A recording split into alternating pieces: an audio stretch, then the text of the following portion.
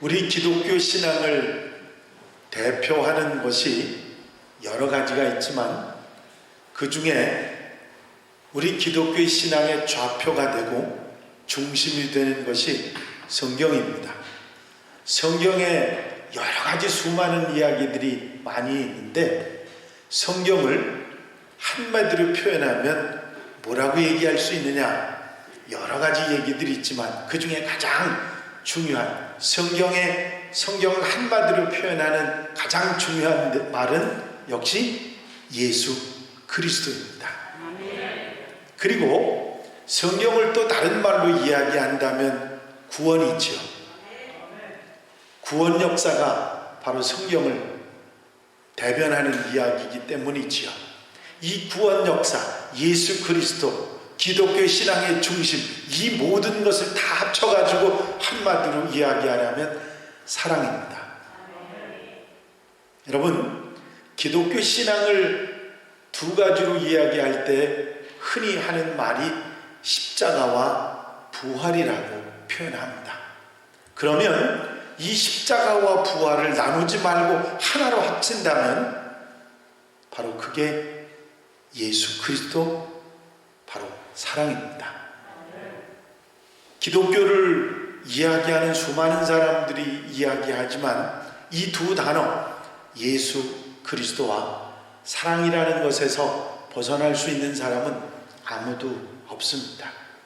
여러분, 오늘은 그 기독교 신앙의 가장 중심이 되는 십자가와 부활 가운데 특별히 십자가를 깊이 생각하는 그런 주일입니다. 여러분들이 잘 아시는 고난주간, 주님께서 십자가의 죽임을 당하시기 전에 한 주간의 삶을 우리가 곱씹어보고 되새김질하며 지나가는 시간이 오늘부터 시작이 됩니다. 오늘이 종려주일이고 그리고 내일부터 주님께서 예루살렘 성전을 들어왔다 나갔다 하시면서 한 주간을 보내신 내용의 이야기를 우리는 되새김질하는 그런 주간, 고난주간의 출발점입니다. 여러분들이 새벽 기도 시간에 온라인으로든 참석을 하시면 여러분들이 한 주간 동안 주님께서 어떻게 사셨다 하는 말씀을 함께 나누시게 될 것입니다. 주님께서 지신 십자가, 예수께서 지신 십자가가 죄 때문에, 잘못 때문에 벌을 받느라고 당하셨다고 하면 우리에게 이렇게 강하게, 중요하게, 의미 있게 다가오지 않을 것입니다.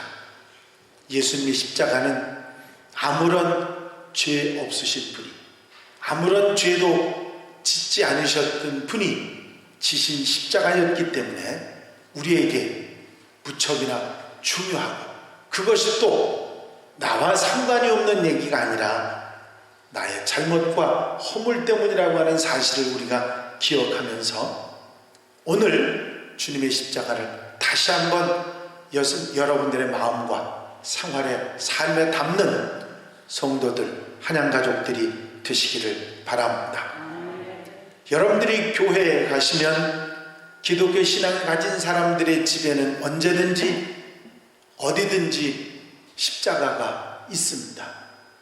십자가가 여러분들이 어떤 의미를 가진 것인지 잘 아시죠? 원래는 사형틀이었습니다.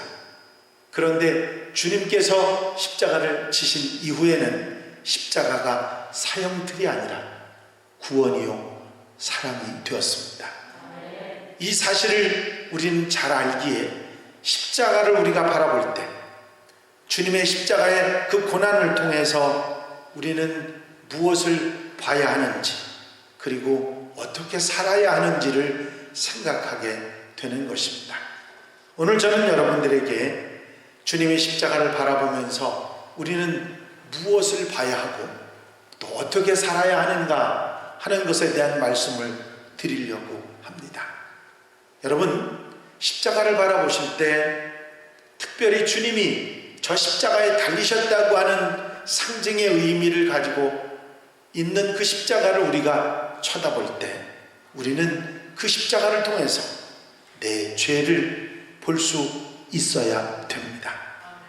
여러분, 우리 주님께서 십자가에 달리실 때 죽으실 죄가 없었습니다.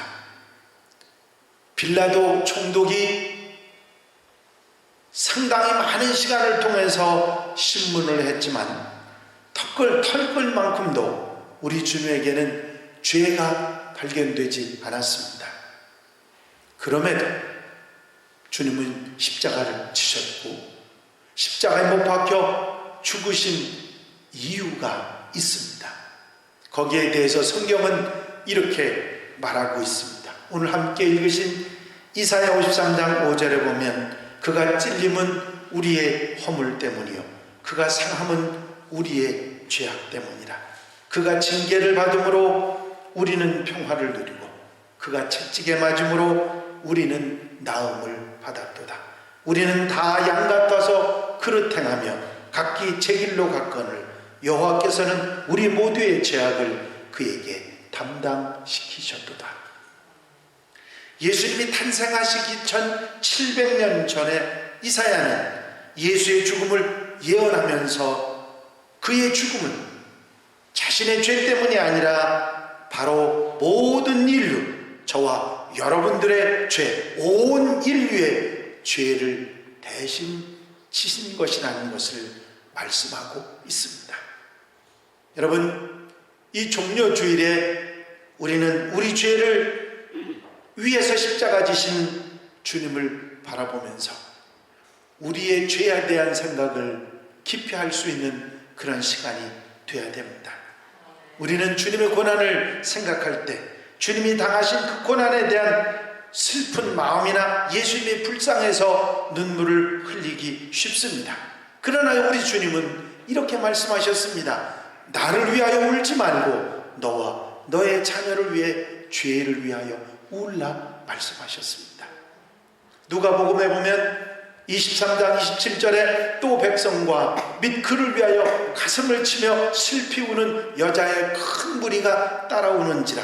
예수께서 돌이켜 그들을 향하여 이르시되 예루살렘의 딸들아 나를 위하여 울지 말고 너희와 너희 자녀를 위하여 울라 하셨습니다. 여러분, 우리는 이 십자가를 바라보면서 나의 허물과 나의 잘못과 나의 죄를 깨닫고 회개하는 시간을 가져야 합니다. 특별히 고난주간을 지내면서 주님이 나를 위해 십자가의 고난을 당하시고 못 박혀 죽으신 것을 생각하면서 우리는 우리의 죄를 돌이켜보고 회개하고 바로잡는 시간이 되어야 합니다. 이기적인 삶, 탐욕에 물들어 있던 생활, 안일한 삶, 하나님보다 세상을 더 사랑하며 살았던 우리의 모습, 마음이 무감각했던 죄, 기도하지 않는 죄, 전도하지 않고 이웃을 사랑하지 못했던 죄, 이 모든 것들을 깊이 회개할 수 있는 시간이 되어야 합니다. 우리 너무 바쁘게 살기 때문에 이런 것들을 생각할 시간도 여유도 없습니다. 하지만 이 고난주간 동안 여러분들이 십자가를 어디서든지 보면 그건 먼저 생각하고 돌이킬 수 있는 성도들이 되어야 됩니다. 고난주간에 우리는 주님의 십자가를 보면서 우리의 죄가 얼마나 잔인하고 무서웠으면 죄 없으신 우리 주님께서 그렇게 잔인하게 돌아가실 수밖에 없었는가를 우리는 묵상할 수 있어야 합니다.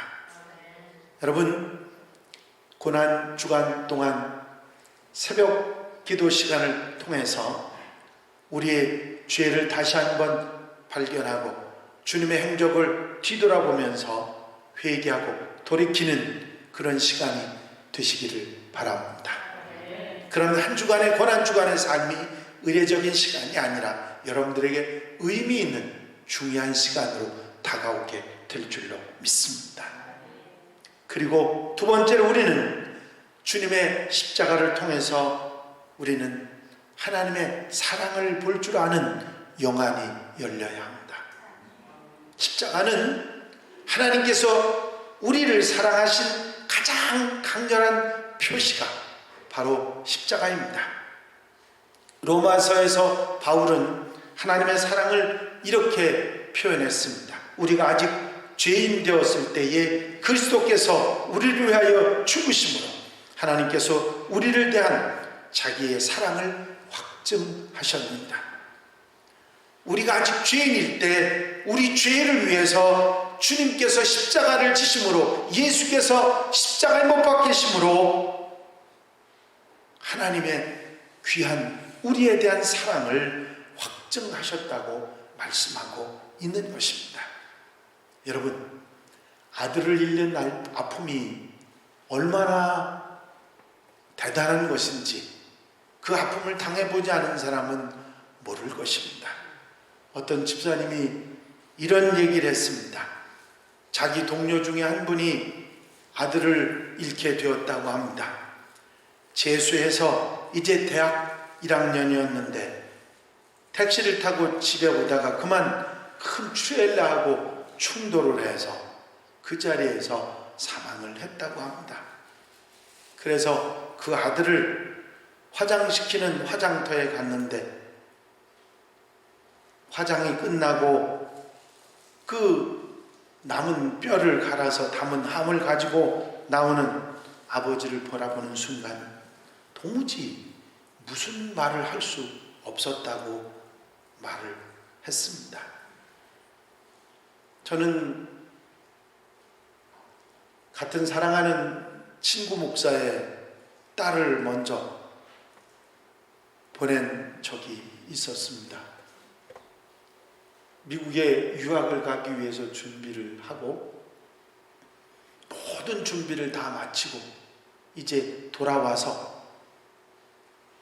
미국으로 가야 되기 때문에 돌아오다가 그만 교통사고로 사망을 하게 됩니다.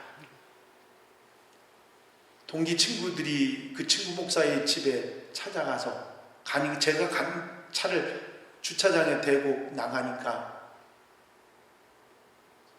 친구들이 들어가질 못하고 밖에 서서 소송이고 있었습니다. 왜 안 들어가고 있어? 못 들어가겠어? 뭐라고 얘기를 해? 거기서 우리는 30분이나 있으면서 그 집에 들어갈 수가 없었습니다. 뭐라고 해야 될지, 뭐라고 위로를 해야 될지 안타까운 마음 때문이었습니다. 자식의 죽음이란 도무지 사람의 감정으로는 감당할 수 없는 고통 중에 고통입니다.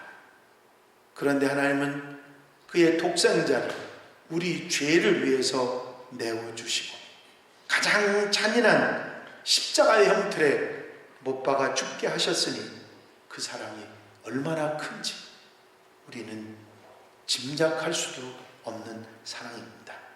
하나님은 인간이 범죄해서 영원한 심판에 이르는 걸 결코 원하시지 않으십니다. 하나님께서 우리 한 사람 한 사람을 얼마나 사랑하시는지, 그 독생자 예수 그리스도를 십자가에 희생시키면서까지 우리를 구원하시기 원하셨던 하나님의 사랑을 우리는 이 고난주간을 통해서 깊이 깨달을 수 있는 성도들이 되시기를 바랍니다. 그리고 우리도 남은 생애를 하나님을 사랑하고 주님을 사랑하며 살아가는 하나님의 백성들이 되어야 될 줄로 믿습니다. 하나님의 사랑을, 우리 주님의 사랑을 우리가 깊이 깨닫는다면, 좀 더 많이 알게 된다면 우리가 어찌 하나님을 사랑하지 않고 주님을 사랑하지 않을 수 있겠습니까?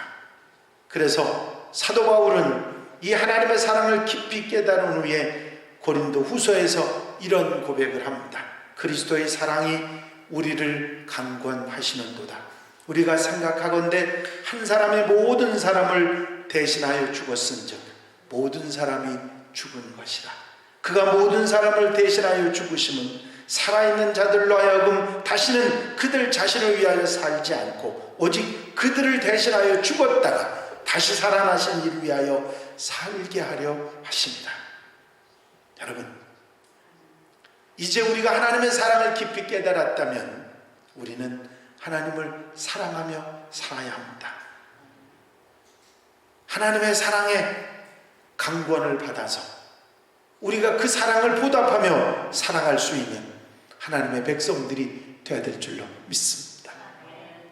자식을 내어주신 사랑, 그 사랑을 우리가 받았는데 그 사랑을 우리가 보답하지 않고 하나님을 사랑하지 않고 세상을 사랑하며 살아갈 수는 없는 것입니다. 여러분, 이 고난주간 한 주간이 그리고 다음 주일 부활 주일이 우리는 그 하나님의 사랑에 어떻게 보답하며 살아갈까 다시 한번 되짚어보고 여러분들이 다시 한번 생각해보는 귀한 은혜의 시간이 되시기를 바랍니다. 여러분, 이렇게 우리는 우리의 죄를 깊이 깨닫고 하나님의 사랑을 깊이 깨닫는데 우리는 주님의 고난의 십자가를 통해서 그리스도의 승리, 주님의 승리를 그 속에서 볼 수 있어야 합니다. 주님 말씀하셨죠? 다 이루었다. 그렇습니다. 인간이 실패하고 잘못되는 것은 사단의 공격 때문입니다. 마귀에게, 사단에게 이길 힘을 가진 사람은 아무도 없습니다. 오직 하나님께서 보내신 성령의 능력만이 마귀를 이길 수 있습니다. 예수님 십자가의 죽으심으로 인해서 그 사단의 세력을 물리치신 것입니다.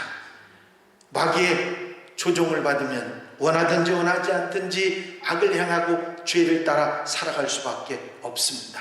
사탄은 우리를 그 종으로 삼아서, 하수인으로 삼아서 우리를 잘못된 것으로 이끌어 갑니다. 우리의 실패, 우리의 잘못, 우리의 죄, 우리의 허물은 이 사단의 역사 때문입니다. 그런데 주님께서 그 사단의 역사를 이길 수 있는 힘을 십자가의 보혈로 우리에게 이길 수 있도록 허락해 주신 줄로 믿습니다. 일찍이 하나님께서는 아담과 하와를 범죄하게 한 뱀에게 이런 예언을 하셨습니다. 내가 너로 여자와 원수가 되게 하고 내 후손도 여자의 후손과 원수가 되게 하리니 여자의 후손은 내 머리를 상하게 할 것이요 너는 그의 발꿈치를 상하게 할 것입니다. 말씀하셨습니다. 여러분, 이렇게 원수된 관계에 우리가 있는데 우리는 사단의 역사를 이길 수 없는데 주님께서 십자가에서 우리를 대신해서 피 흘려 주심으로 말미암아 이 사탄의 권세를 이길 수 있는, 사망의 권세를 이길 수 있는 능력을 허락해 주신 줄로 믿습니다. 십자가는 어떻게 생각하면 진 것 같으나 실제는 사탄의 권세를 이기는 승리의 사건이었습니다.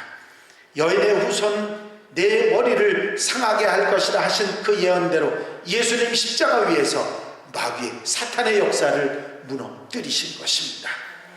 마귀는 겨우 예수님의 발꿈치를 상하게 했을 뿐 아무런 해를 줄 수 없었습니다. 우리는 십자가상에서 승리하신 주님을 통해서 승리할 수 있다는 소망을 가지고 승리의 삶을 살아가게 된 줄로 믿습니다. 그래서 그리스도인들은 어떤 상황 속에서도 패배자가 되는 것이 아니라 그리스도 안에서 승리하고 이길 수 있는 하나님의 사람들이 되는 줄로 믿습니다. 우리를 힘들게 하는 가난의 어려움도, 사업의 어려움도, 질병의 어려움도 우리는 그것을 두려워할 것이 아니라 하나님의 권세로 성령의 능력으로 물리치고 이기고 승리하는 권세를 우리가 받게 된 줄로 믿습니다.